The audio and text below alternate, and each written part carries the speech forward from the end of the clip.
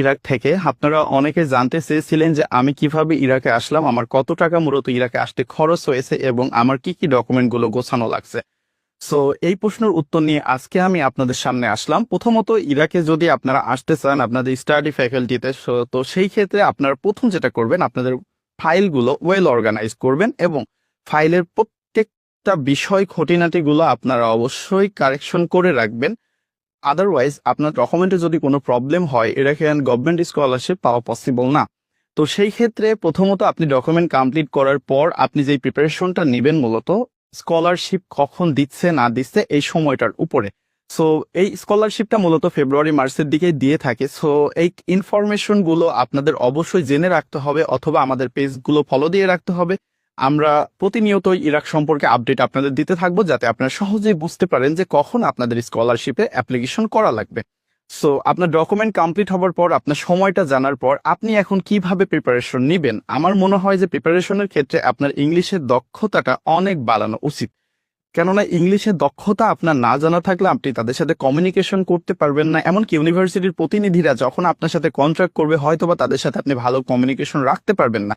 That's why শেষ পর্যন্ত কি হবে যে আপনি হয়তোবা এমন হলো যে পরবর্তীতে আপনি আপনার স্কলারশিপটা গ্রহণ করতে পারলেন না। ওকে, সো লাস্ট বিষয় যেটা হচ্ছে, আমাদের ইরাকে আসতে মূলত খরচ কেমন হয়। ইরাকে আসতে তেমন কোনোই খরচ হয় না, এখানে সমস্ত কিছু ফ্রি এরা প্রডিউস করে। প্রথমত এখানে ভিসা, ইকামা এবং হোটেল খরচ বা এখানে অ্যাকোমোডেশন ফিটা টোটালি ফ্রি।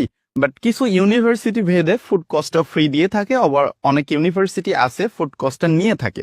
সো এটা আপ টু ডিসিশন আপনার উপরে। যেমন আমাদের এখানে ফুড কস্টটা অলমোস্ট ফ্রি, বাট আমরা এখানে রান্না করে খাই অ্যাজ এ বাংলাদেশি হিসাবে।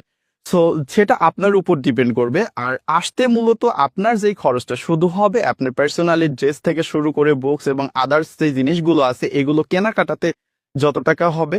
আর অন্যদিকে শুধু আপনার 50 থেকে 70 হাজার টাকার কম বেশি প্লেন ভাড়াটাই খরচ হবে। জাস্ট এতটুকুই আপনার খরচ হবে। বাট অন্যান্য ইউনিভার্সিটি ভেদে আপনার জামানত নিতে পারে। এটা টোটালি ডিপেন্ড করবে আপনার ইউনিভার্সিটির ওপরে। সর্বশেষ যেই কথাটা ইরাক সম্পর্কে আমি বলতে চাই, আপনারা যারা ইরাকের জন্য অন্তত চিন্তা করতেছেন, এখানে আসার পরে অনেকে দেখা যায় যে এখান থেকে চলে যায় বা এখান থেকে পালায় অন্য কোথাও কাজের জন্য যায়। আমরা সবাই বাংলাদেশি ভাই। বাংলাদেশি হিসেবে আমি ইরাককে ভালোবাসি এবং ইরাকে পড়াশোনা করে আমার দেশের মান উন্নত করতে চাই এবং আমি বাংলাদেশকে রিপ্রেজেন্ট করতে চাই ইরাকের মাধ্যমে। সো আপনারা যারা ইরাকে আসবেন মূলত পড়াশোনা করার জন্য, অন্তত দুইটা কনসেপ্ট ক্লিয়ার হয়ে আসবেন। প্রথমত আপনাকে পড়াশোনা এখানে ওয়েল অর্গানাইজড ভাবে করতে হবে। সেকেন্ডলি ব্যাপার, আপনার মূলত যে উদ্দেশ্য সেটাকে সফল করার